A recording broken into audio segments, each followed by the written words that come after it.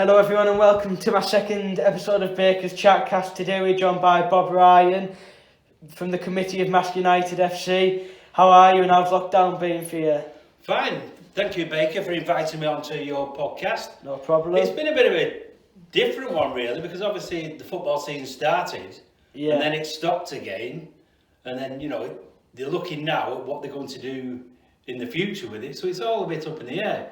You've got your Premiership that's still going, but as far as like Marske United go, everything's at a standstill at the moment until we get some direction off the leagues, which are meeting at the moment, and we should get some feedback in probably the next couple of weeks of what the plan is for the season, whether we're going to start it, whether it's going to be put on hold, whether it's going to carry on till next season. Everything's just up in the air at the moment, and the club are just waiting for direction from the FA and the league. I know it's a tricky situation for the clubs really in non-league, because they can't really have the games on without the fans, as it's relied on the fans bringing in the money to... Well, that's the main thing really. It's all based on volunteers. Everybody who's at the club is a volunteer. Yeah. You're relying on your money through turnstiles, money through your bar and beer facilities, money through your club shop, money through your tea and coffee sales programmes, golden goals. The list goes on, as you know, and it's just, without that, the clubs just cannot survive. And it is, a struggle at the moment. I think the leagues do realise that, and that's why they're working closely with the FA to try and come up with some plan which will help the clubs and help sustain football. It's quite a shame as well, because since September when I was going, I thought it was a great setup, and I thought this is safe, and there's no reason why the season shouldn't finish, and it's just a shame what's happened really, because it's no surprise as well like it happened last year. I think with last year it was just an unknown virus really, and we're just in the start of it. And then they put all the measures in place. They reduced crowds. We could open the can bars, and we could open the refreshments with social distancing. Obviously, we had to do a lot of work around the ground with sort of signage and which way you went, and reduce crowds, which did help, and it helped the club. But I think once they had that second wave, it was just a big sort of risk with football, and that was the decision they had to go by, because you couldn't have 400 or 500 people mixing everywhere when everything else was closing down. It was a big challenge for the league then, the way they went. It was that November lockdown really, which was the one that affected it the most, because obviously we had a massive FA Cup run which postponed a lot of games anyway. Then the November games piled on top of that. We think they were doing well in the FA Cup run, so that obviously kept going. The FA Trophy kept going, even though they're behind closed doors. A lot of these, like when they played Brackley Town, that was behind closed doors. FC United, they were allowed supporters in. Warrington, there was no supporters in. So, but they still had to pay it. They still had to play those games, because that was a commitment with the FA Cup and the FA Trophy. If they wouldn't have had those, then there would have been no games whatsoever. Because when you look at it now, since the beginning of the season, they've only played 5 games. I know. Out of a full season, which is nothing really. But we've all got to be optimistic and think, this is going to go and carry on. But you don't know how they're going to do it really. That's the big challenge at the moment, I think, for the FA to make sure everything is safe with whatever decision they make. Anyway, we'll have to keep our fingers crossed for next season that can go ahead safely and complete the season. Yeah, I mean, if they say this season null and void, then everybody goes again at the beginning of this next season. Yeah. Because at the moment, things are on the up. With the vaccine, Marske United, the way they're going, they're challenging. And if you'd have looked, say, 8-9 years ago, to say that Marske United would be fighting for promotion in the same league as teams like Workington Town, Marine, well-established clubs, nobody would have believed you. But that is how far this football club has gone at the moment, and how far it can go. This brings me on my first question for you today, Bob. How did you take an interest in Marske United? Like, how did you become interested in the club and start wanting to be involved? Well, for me, I've always followed Manchester United. Because I'm over from that area, and I used to go home and away, all over Europe, everywhere. Yeah. You know, you name it, European game, and I've probably been there. But then my wife's from Marske, so we moved up here, and I said, right, I just want to go and watch some non-league football. And I did go and watch it. You know, I've been watching it for 10, 12 years, on and off. You know, when I wasn't going to United, I was nipping in to watch a few games here. But then over the last 3-4 years, I've started to, you know, watch them a lot more, Marske United. And I thought, right, you know, this looks friendly. I want to get involved a lot more. So, you know, I've gone in helping at the ground, and just like you lads do, you know, just all helping him, doing bits of things. And it's how friendly it is, you know, it's a lovely, friendly club. You know, from the top to the bottom, it's great. Everybody gets on, everybody's made welcome. And it's a lot better than your Premier League stuff. Yeah. You know, you don't get the same football, but you're not going, you know, to me, the Premier League now has gone. Really. At least we don't have VAR. Yeah, but you know, the only thing with me with the Premier League is your mates. Yeah. That's my day really, is going out with your mates and having that. You know, the football's irrelevant really. You know, you're not bothered about it. Whereas this, you get involved with the football as well. Yeah. Because you see it close up. I have to agree with you there, because my first Marske game was actually, I'd been to a few before, but back in the summer, Joe asked me when we were going to play the Thornaby Town game in the cup final. He said, "Do you want to come down?" I thought, I've missed footy, go on, I'll give it a shot. And I went down and I thoroughly enjoyed it, and that just made me want to get into it. I eventually bought a season ticket for this season, and I just absolutely loved it and enjoyed going whilst I couldn't go to Borough or anything else. And it was just really good every Saturday. Down at the ground, it was just brilliant, and eventually that took us on to the sponsored walk. And I mean, that was unbelievable what you lads did there, really. You know, because I think you'd built sort of a bond through Nicky Ward and that with the players and the management. You know, where they was always coming over, seeing you lads every time they finished a game, every time they scored. You know, some of them were even diving into middle of you all. You know, where it's like, in the Premier League, you won't see any of that. No. You know, and it's that close knit bond. But when you said you were going to do that sponsored walk for the players, I mean, they were over the moon. In fact, so much that they all had a whip round and chipped in. And that's benefited them because, you know, you paid for the water machine to take the water off the pitch. You also paid for those vests to help them with the training, the GoPro, whatever they call. And obviously the rest of it paid for some of the fencing, which is a win-win all around, because it's helping the club develop the facilities, and also it's helping the team improve with all this technology that they're using in, you know, the football world. Because that's what I like about Marske. It's a really communal club, and everyone's a community. Because when me and Joe said to each other when we first said we were going to do the walk, we said, if we can raise £100-200 for the club here, this will be good. Yeah. But once the players started chipping in, everyone else chipped in, fans, committee, everything. We couldn't believe the amount we raised in the end. It was unbelievable. Well, it was fantastic. Everybody got behind you. You know, and it wasn't just walking round the block. You know, I mean, that was a phenomenal walk that you had to do then. Because I know when we saw you at the end, you know, you were absolutely exhausted. You know, and that was a long day, really. You know, and it was credit to you lads for just stepping up to do all that. Because, you know, for some of us older people, that'd have been too far.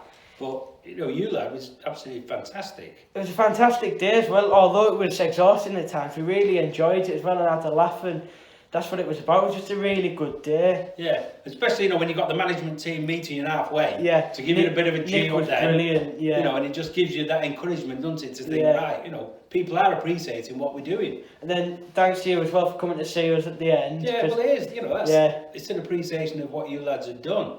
And that's what we're trying to do with the football club. We're trying to build it in the community.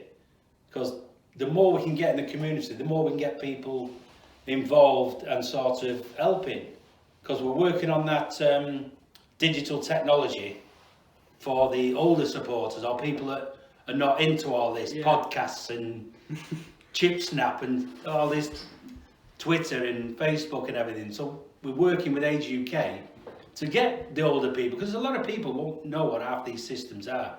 You know, I mean, we're only just understanding a lot of them, you know, because people come up to you and say you've got Instagram. You know, well, when I first heard it, I thought it was some like offspring of that TV program, Super Gran. It was years ago. I'm thinking it's something like that. But there's all these people, you know, that are a lot older than myself. They don't know what these things is. Yeah. But we're working now with the Age UK to get some digital training. People can sign up free. You just put your name down and you come and they'll tell you all about your systems, how to do your online shopping, how to order your tickets online, how to do that. And it's fantastic. And then we've then we've got another one where we're working with the college, Middlesbrough College, because it's great for the kids. Because you've seen them all, they used to come stewarding that. But between myself and Stan Glover, we're still working on that with them. And we're trying to get them involved with some of their placements and things that they can do. Whatever they can do. Because they're struggling to get out into the community now, we're saying, coming up the football club. And we've got some plans on, which hopefully could come off in the summer. And that's for the younger part of the club. I can't give you any more away than that, but we are working on a big project for the youngsters of the football club to give them something back. That does bring me on to the next question. As much as you can give, as much as you might not be able to say, but a lot of people have heard that there's a lot of plans to develop the ground and improve it. Could you tell us a little bit about this and what you plan to improve for next season and maybe in the future? Yeah, I mean we've done a lot really with the fencing. Yeah. I mean, you look at where the club was 3 years ago. You can still see some of the green fencing near where you lads stand. That sort of metal fencing. That's probably all of what's left. So we have done the fencing all the way around. We filled that cover in. There's been obviously a new club shop come in. That's all been kitted out. We've got fencing. The next plan, whether it happens this season or whether it's further on, is to build steps up. You know, as you come up the steps on your right hand side. Through the where all that concrete is, put steps on there, and that's going to be a seated area with a cupboard stand. So when you walk up that, it's all covered over the top. That's one of the plans going forward. We've got to get some fencing all up to the new change rooms. We've got to do all that, and we're also going to do a lot of fencing as you come up the top of the steps. Where the players come out, we've got fencing that needs to go up there. So, but it's still, you know, everything's still ongoing all the time, isn't it? Yeah. And it's money. Because money's the big one at this level. Is, you know, how much money? Especially with not having fans at the minute, it's quite tricky. Tight. It is tight at the moment. You know, so we've just got to plan, but obviously make sure the club's moving forward in the right direction. But the last time I came before September must have been about 2 years ago, and I was shocked at the amount of improvements, because all like the see-through silver fence had gone, and it was improved for like all this wood, and it looked miles better. Well, it does, because that's one of the requirements of the league. So we had to get that in, because it had to be covered all the way around with that. So that's when we decided, you know, with the chairman's idea, to put all that wood round and fill it all in. And it looked really good, because it blends in with the trees and that, doesn't it? And then we had all that banking all tidied up, and those concrete slabs put down so people can stand and see over. But there, you know, there is a lot more that we do want to do, but it's money. Yeah. That's what it all comes down to, is the money bit. Have you got any plans to build a new stand? Because I've heard regulations, if you go up certain leagues, there has to be like a certain amount of seats or something like that. They've got enough seats at the moment. That's where I was on about where they're going to put those concrete. That's where they're going to fill that with seats, and it's going to be metal covering, so to extend the stand that's there over onto that bit there. You know, just as you come up the steps, that's where it's going to be a stand all across. So all the seats will be banked up there. So hopefully we've just got to work on some bricklayers to get the bricks put down, and that's what we're still going to work on. So we'll get that done, then we'll get those seats in. And then that's like another stand, really, isn't it? It is. Once a seat. They have a planning permission to build one at the far end. That's a covered stem right along. So that's all in place. Yeah. So, you know, that's going to be the further development. And then if it further goes on where they need the two turnstiles, one is in the far corner, so that's all been passed for planning permission for that. So, you know, we get another turnstile at that end. And the stand at that end as well would look good, because at the moment it's just like an empty piece of grass. Yeah. And the stand there would look brilliant. Yeah. So that is in the plans. It's a big covered stand along there, which hopefully should give us more cover as well for people. Yeah.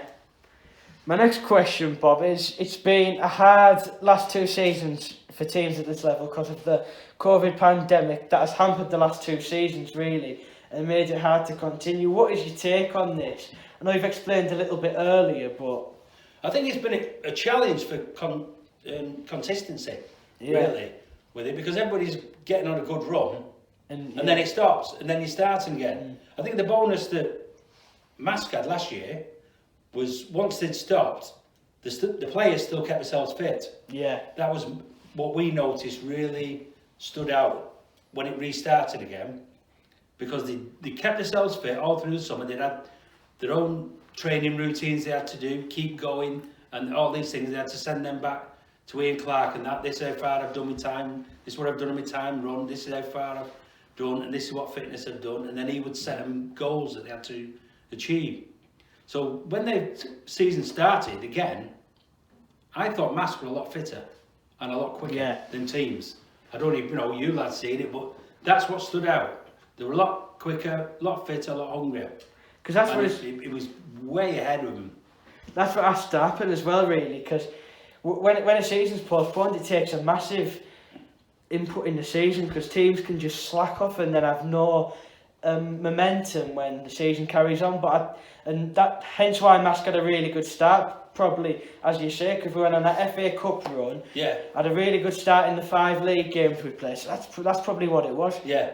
The players keep themselves. I mean, you look, if the season say was to start next week, Marine would have that impetus, because they've been playing all those cup games. They'll have kept their fitness a lot more. Whereas a lot of the teams that have not played, they're going to have to get back up. It's not basic fitness, it's match fitness. That's what a lot of them, will have to get back into quickly if they start straight away. But it is, it's going to be a challenge. But hopefully, I think the whole league and the whole football community wants football to begin again. Yeah. For the sanity of people and things like that. Because a lot of people, like, they come to watch Marske, you've got the older people and you've got the younger ones. Well, a lot of them, this is their only time they come out to their house to come and watch the football. They sat watching TV all the week. Now we've got this lockdown, people can't go out. People rely on football for entertainment, and it's a social event. Same as, the younger people who come with their dads and that. They look forward to coming watching the football, as they do, getting out, because there's nowhere to go. And football has been what keeps everybody together, and it's hopefully that, it can get all back to normal. I can totally relate to that as well, because as I've stated, around September time, when there was nothing else to do because we were still obviously full of restrictions, it was just good to, like, every weekend get down here and just have that escapism that you could do something you wanted to do and that you enjoyed. And I'm sure it was the same for a lot of the supporters at this club. So it was, because you get a lot of them, like the older supporters. They come up, and that's where they're meeting people. Yeah. They're interacting. They're going to the clubhouse. They'll meet people that they haven't met, since the last game. They'll have a catch up. These have been going with these same people for 40, 50 years, and they meet them here. They don't meet them any other time in the week. They meet them in the club. They have a couple of drinks in the clubhouse. They watch the game, shout at the players. Then they come back in, and then the players will come and talk to them. Yeah. Which is, it's that sort of interaction which is great for, keeping people together and keeping everybody aligned. It's fantastic, really, because what I think a lot of people don't see is when you get in at this Northern League level, the interaction between the players, the managers and the supporters is unbelievable, because they've got time. They'll come and they'll have a chat, and somebody will say, "Oh, you missed a sitter there," and they'll say, "Yeah, I know I did," and the players will be having a bit of banter with him. Yeah, and it's fantastic. That's another thing I picked up on, because in the Premier League, you never get any players stopping to chat to fans and stuff. But no. At this level, it's fantastic, because they're always willing for a chat, and it's great. It is, because they'll all give you the time. They'll come in and they'll just have a chat with you. You go away game. You're going on the team coach with them. you know, if you're going with the supporters, so they're talking to the thing. Then after the game, you're getting the team coach back. Well, you've got all that time, and they're up and, you know, down. They'll talk to the supporters. What do you think of that? You can tell them, oh, well, you know, I didn't think he was that good. And they'll tell you, it's just that interaction you've got with the players and the management of that is fantastic, really. We just have to hope, really, that next season is a consistent one and we know what's happening and the football can continue as it should be. Well, I think that's what the leagues are going to try and do. They realise what football is all about, and if they can get an outcome now, where they go to a mini league, you know, let's talk about a mini league with, you know, teams from the certain areas playing just to get football back. Yeah, and just or did they extend the season into June, July? Yeah.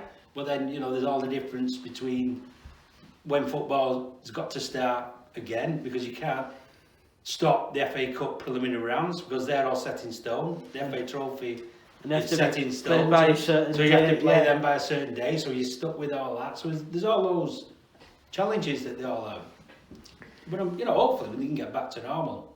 Next of all, how did you make of the season before we actually got postponed? I was very optimistic. I thought... With the start in May, I was really optimistic because I thought, right, you know, they're doing well here, you know, and they were consistent, you know, they were scoring the goals.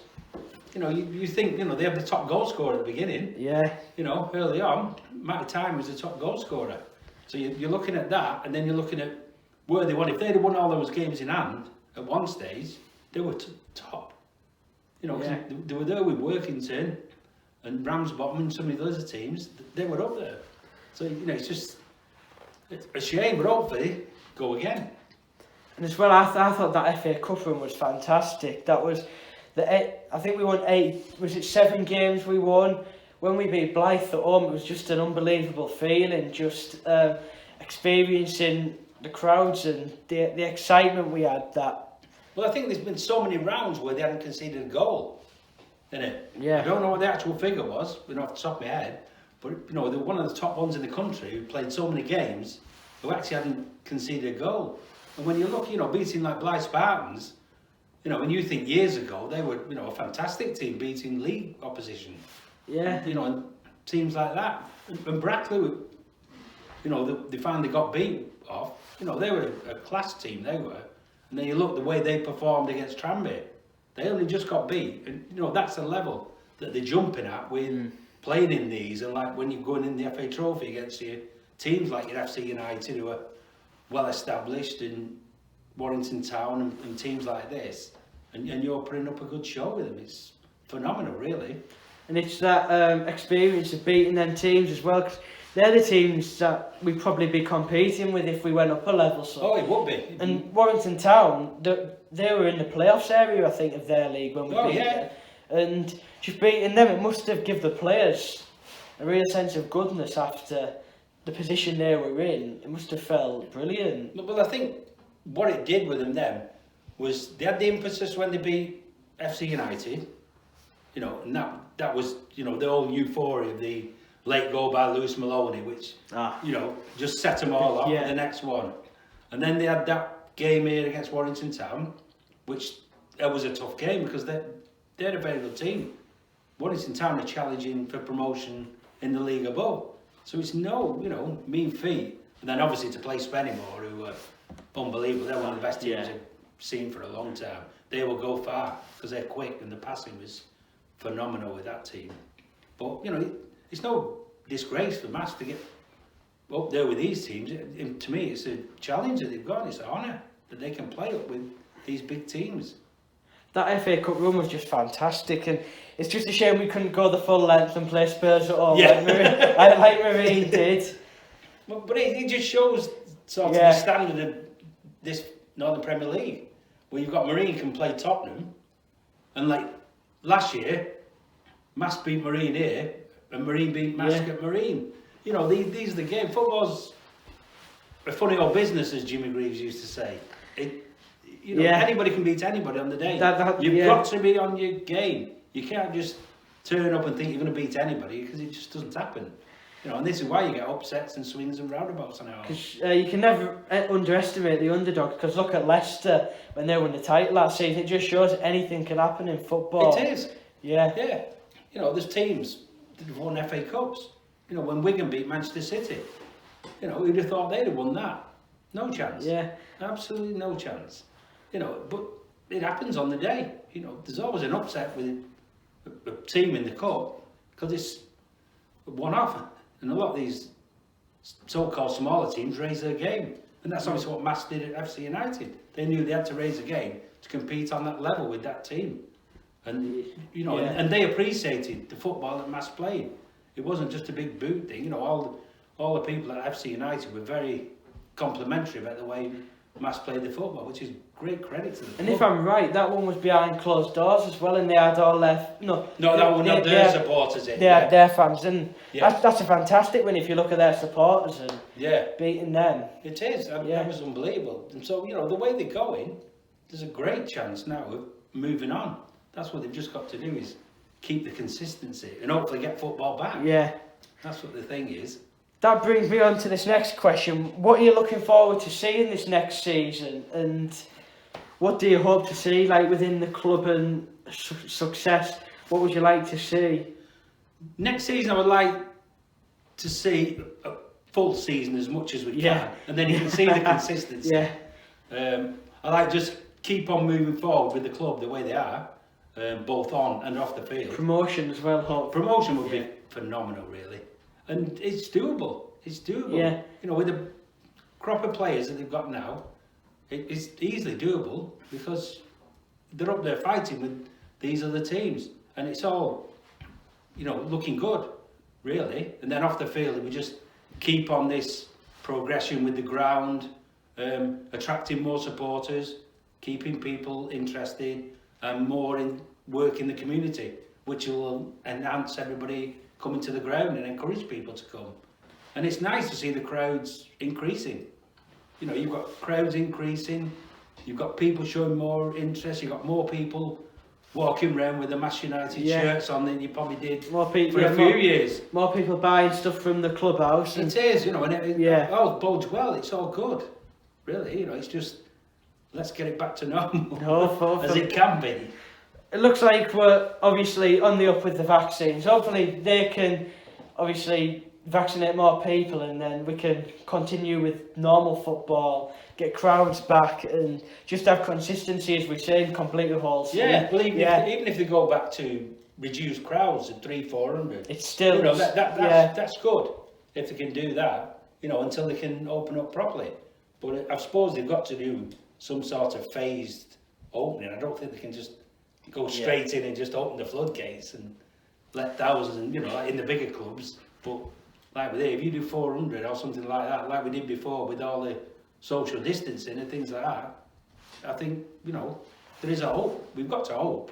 Yeah. We can't just say... We have to be optimistic. We've got to be, because otherwise things will just finish and people will get fed up and say, I'm not going watching football again. You know, I don't want to do it, because I think even now, we've got to keep the interest in people coming back to the football club and give them something that they want to come back for. Right, so my next question is, the club's looking to do a lot of fundraising.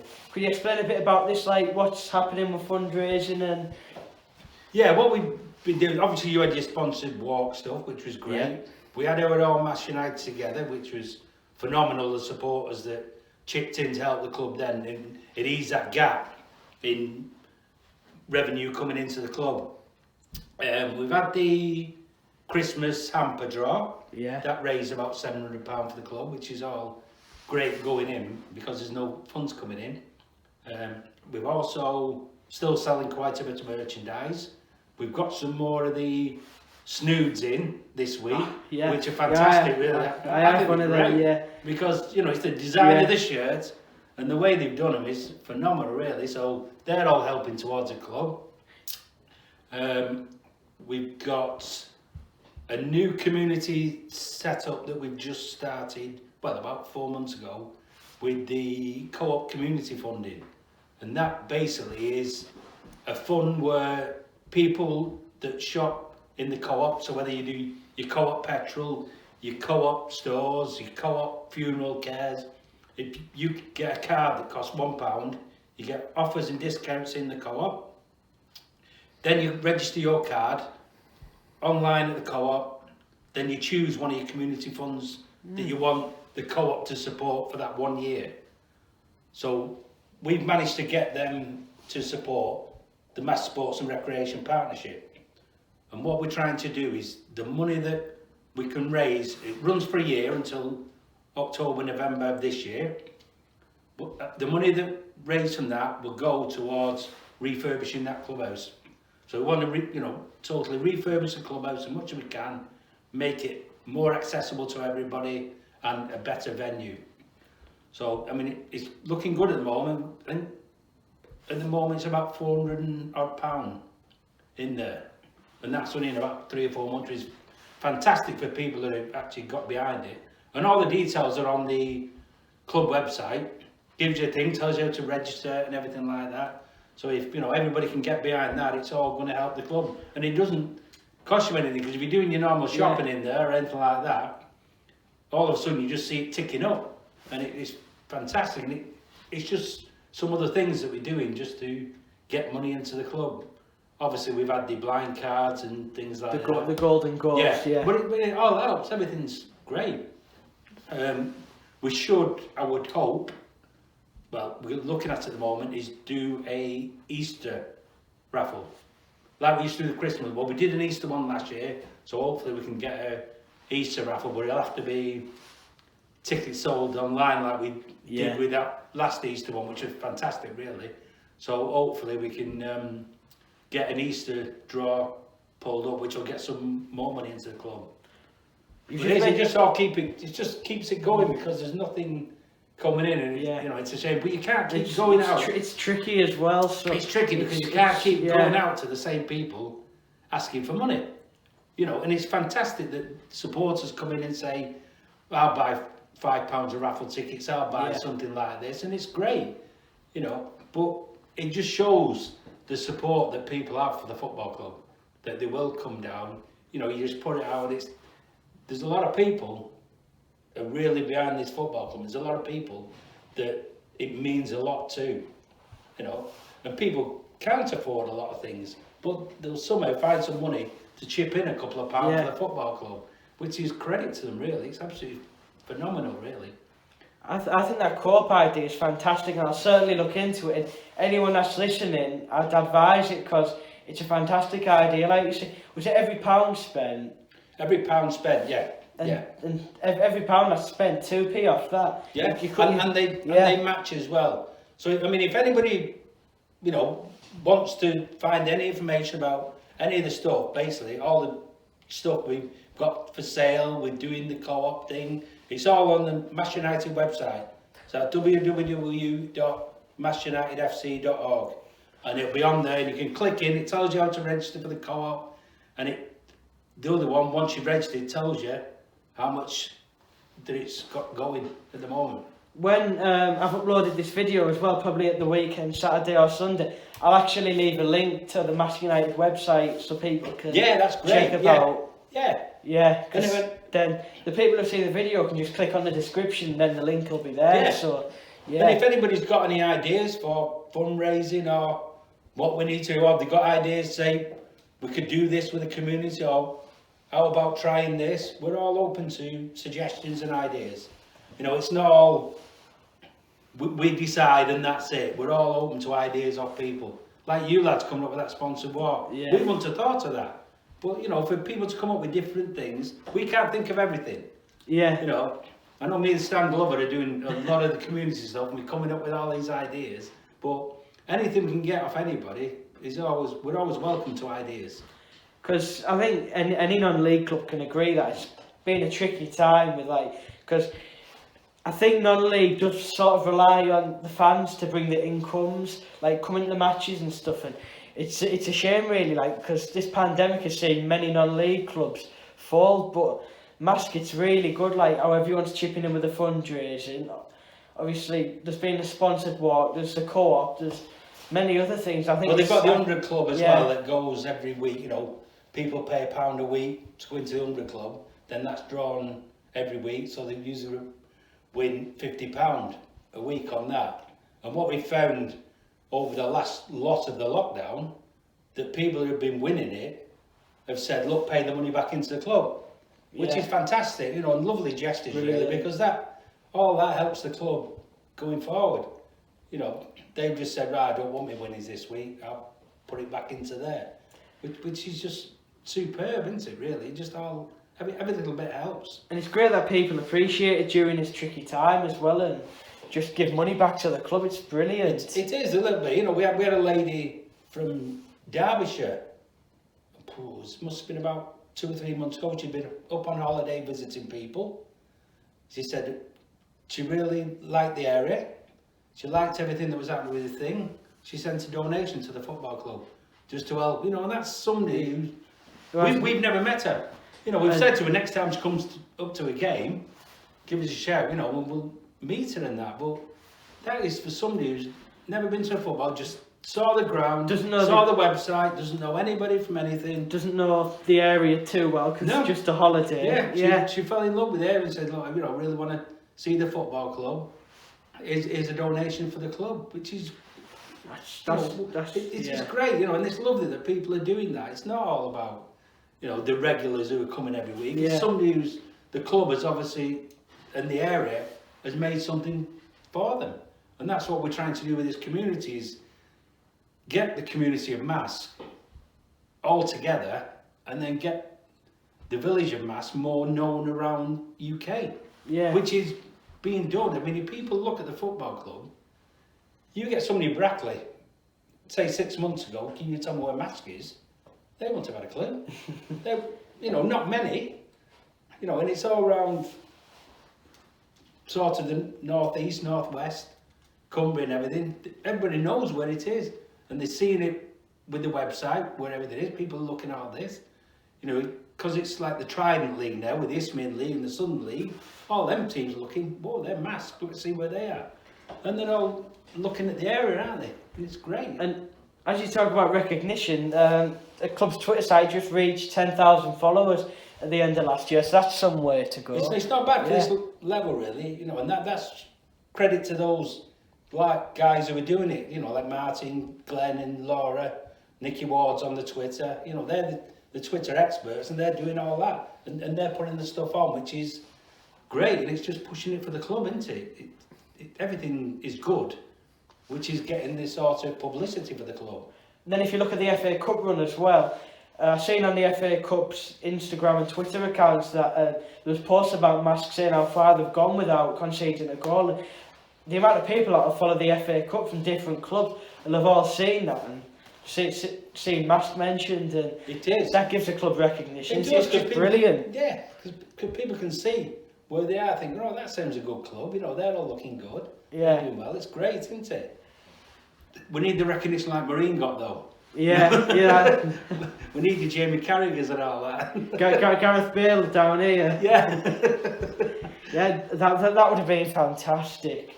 Because, like I say, when we got to that Blythe game, the excitement about making the first round was just so exciting, and it's a shame we fell short, but we did do really well. It's an opportunity, it just shows how far they probably can go if they get the look of the draw. That's what a lot of it is a look at the draw. If you get some decent games, but it just shows how far they can go, really.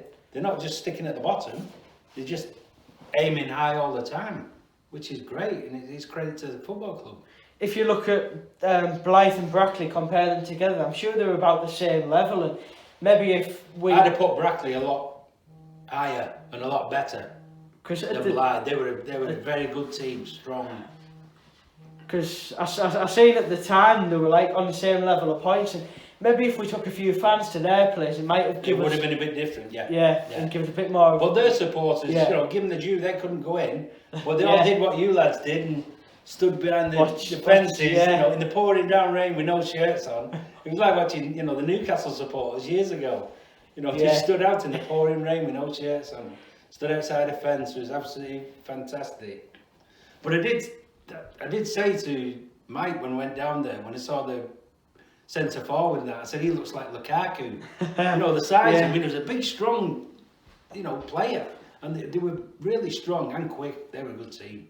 They're very good. Yeah, it was a really good run when you look at it. It was just good to get that experience as well. It is. You can't beat that playing, against all these players at different levels. It just shows how good the players are, or what they've got to achieve to reach that level. How much they've got to step up a bit more and improve and things like that. But it's all work in progress, and I'm convinced it's going to happen. And these, like you say, these cup runs as well are good for players to get because obviously the match players have normal jobs as well, and them playing against top level players when you go against bigger teams, it's good for them to get that experience as well. It is. It's superb when you're looking at some of those and you're thinking, wow, some of these are proper ex-professionals on a lot of these teams. So for them to compete against these is great, really. Because for Marine in the FA Cup game, their winger was a bin man. Then he was marking Gareth Bale. Yeah. You just can't compare it, can you, really?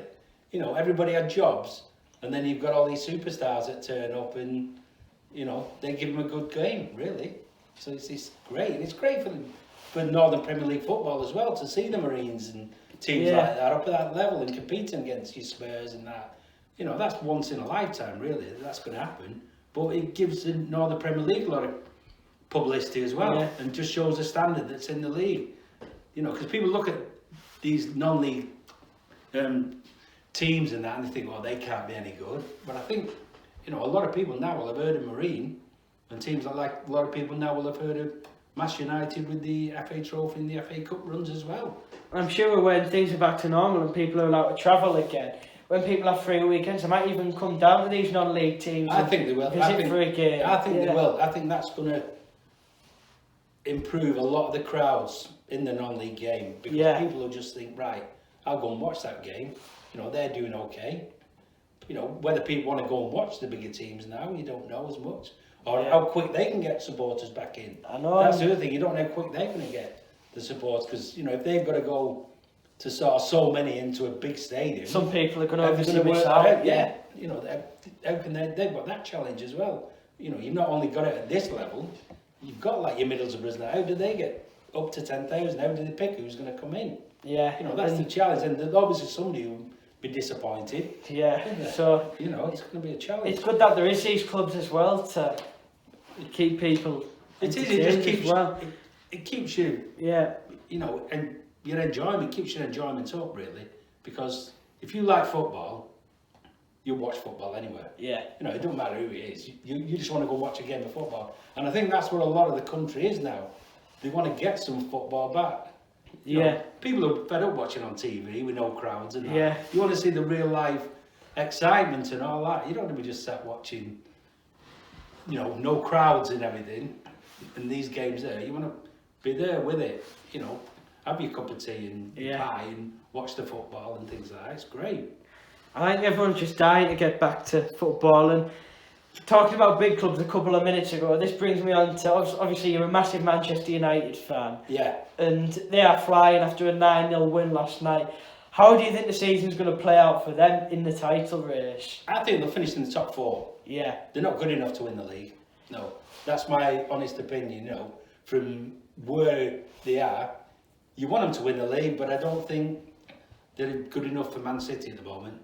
But as long as they finish above Liverpool, that's the main thing, That's all we worry about is, you can beat Liverpool, but you can get relegated, and we're not bothered. I think for United, that rivalry with Liverpool is a step above anything else. It is. It always has been. City rivalry. Yeah, it is. It always has been. Even when I was growing up in the 70s and everything, we used to go all over. And Man United weren't that good because we got relegated in 74 in second division. But that was a fantastic time with the football. It was great football. And Liverpool win the league, but they could never beat Man United in the cup. So that was my thing. We were happy if we beat Liverpool. That was it. Not bothered what else happened in the season. You just had to beat them. And it just never changes. It never will change because it's just and that's what they're finding now with.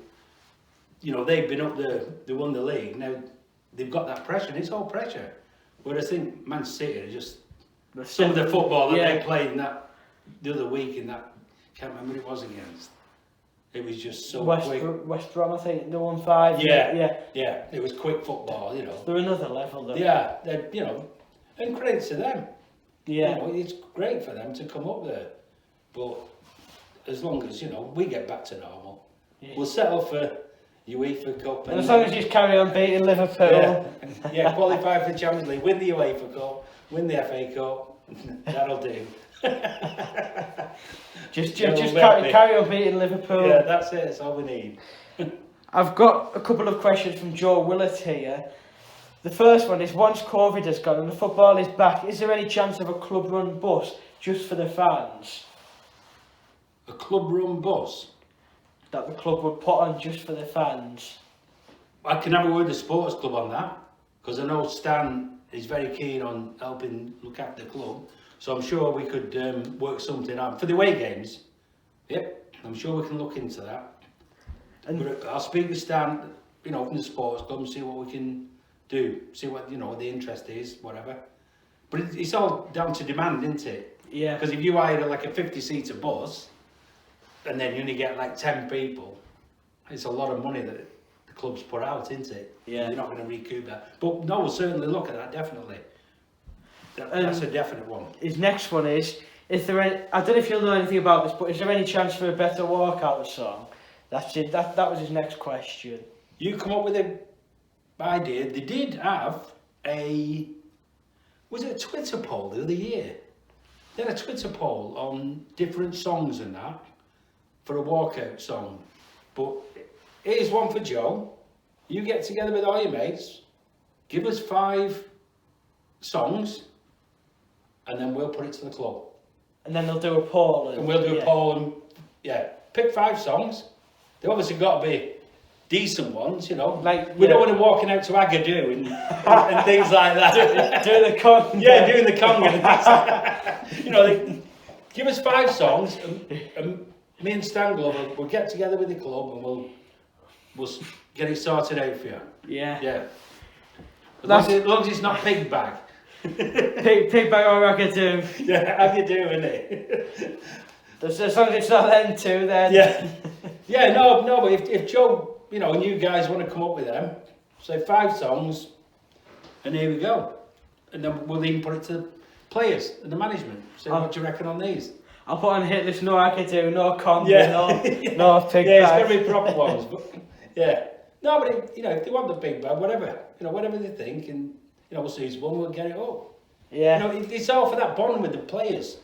You know, and if it's something that you've come up and said, right, you know, this is what we want for the football club, we'll. And something that supporters can sing along to as well. Of course it is, yeah. And that's what I think fans see in walkout songs, something that they can sing along to, and that's like a football song that you can, like a lot of clubs use, like a famous football song. It is. Like, for example, High Hope, a lot of clubs like that because they can sing along to it and add the team's name. Yeah, no, we'll look at that. You know, you and Joe will come up with something, and we'll get that, and we'll get that as the official song. That's easy. Yeah. First improvement. It is. That's easy. Just come up with it. But I mean, if you got any ideas or things like this, just give us a shout. Yeah. You know, and we'll get it through the club, and we'll see if it can work. It work. You know, because we'll rely on ideas from you people. We can't think of everything. You know, and the more ideas that you guys can give and say, well, how about looking at that? You know, what do you think of doing that? Because we did, obviously, that, the speaker system, you know, that's a massive improvement now. Because we had young Michael Greensmith come up and said, look, if you do this, you get these speakers up better. So it just improved the sort of acoustics for the ground, isn't it? And that's one of the other plans, is we'll try and get some portable speakers around the other side, which link into that speaker system. So people can hear the team announcements and everything on the other side of the pitch, which is, you know, even better for them, isn't it? Yes, definitely. Last of all, thank you for doing this today, Bob. And what do you look forward to 2021 football-wise? 2021 is hopefully get Marske United back playing again. Yep. Get all football back. Fans back everywhere. Get fans back everywhere and get football back to normal as it can be.